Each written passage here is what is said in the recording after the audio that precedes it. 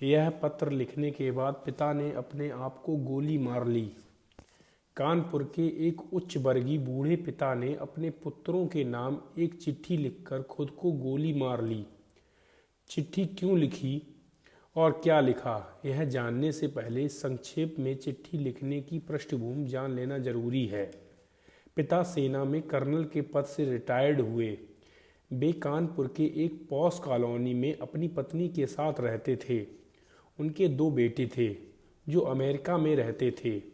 यहाँ यह बताने की ज़रूरत नहीं है कि माता पिता ने अपने लाडलों को पालने के लिए कोई कसर नहीं छोड़ी थी। बच्चे सफलता की सीढ़ियाँ चढ़ते गए, पढ़ लिखकर इतने योग्य हो गए कि दुनिया की सबसे नामी गिरामी कॉरपोरेट कंपनी में उनकी नौकरी लग गई। संयोग से दोनों भाई एक ही देश में लेकिन अलग अलग अपने परिवार के साथ रहते थे। एक दिन अचानक पिता ने रुआंसे गले से बेटों को खबर दी, बेटे तुम्हारी माँ अब इस दुनिया में नहीं रही। पिता अपनी पत्नी की मिट्टी के साथ बेटों के आने का इंतजार करते रहे। एक दिन बाद छोटा बेटा आया जिसका घर का नाम चिंटू था।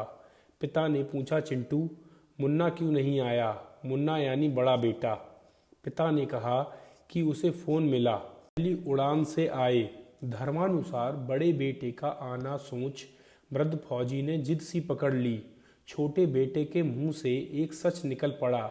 उसने पिता से कहा कि मुन्ना भैया ने कहा है कि माँ की मौत में तुम चले जाओ, पिताजी मरेंगे तो मैं चला जाऊंगा।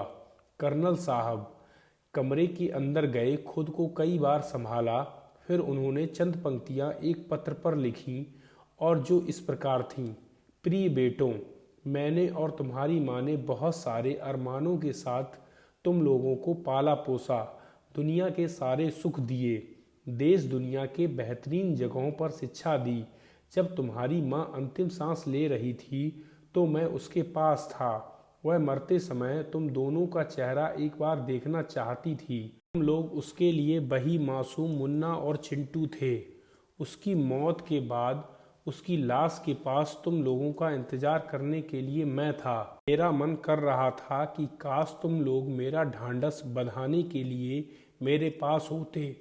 मेरी मौत के बाद मेरी लाश के पास तुम लोगों का इंतजार करने के लिए कोई नहीं होगा। सबसे बड़ी बात यह है कि मैं नहीं चाहता कि मेरी लाश निपटाने के लिए हमारे बड़े भाई को आना पड़े। इसलिए सबसे अच्छा यह है कि अपनी माँ के साथ मुझे भी निपटा कर ही जाओ। मुझे जीने का कोई हक नहीं, क्योंकि जिस समाज ने मुझे जीवन भर धन के साथ सम्मान भी दिया, मैंने समाज को असभ्य नागरिक दिए। हाँ, अच्छा रहा कि हम अमेरिका जाकर नहीं बसे, सच्चाई दब जाती। मेरी अंतिम इच्छा है कि मेरे मेडल तथा फोटो बटालियन को लौटाए जाएं तथा घर का पैसा नौकरों में बांटा जाए। जमा पूंजी आदि वृद्ध सेवा केंद्र में तथा आदि सैनिक कल्याण में दे दी जाए। तुम्हारा पिता। कमरे में ठाई की आवाज़ आई। कर्नल साहब ने खुद को गोली मार ली। यह क्यों हुआ? किस कारण हुआ? कोई दोषी है या नहीं? मुझे इसके बारे में कुछ नहीं कहना। हाँ, यह काल्पनिक कहानी जरूर है, पर पूरी तरह सत्य घटना है।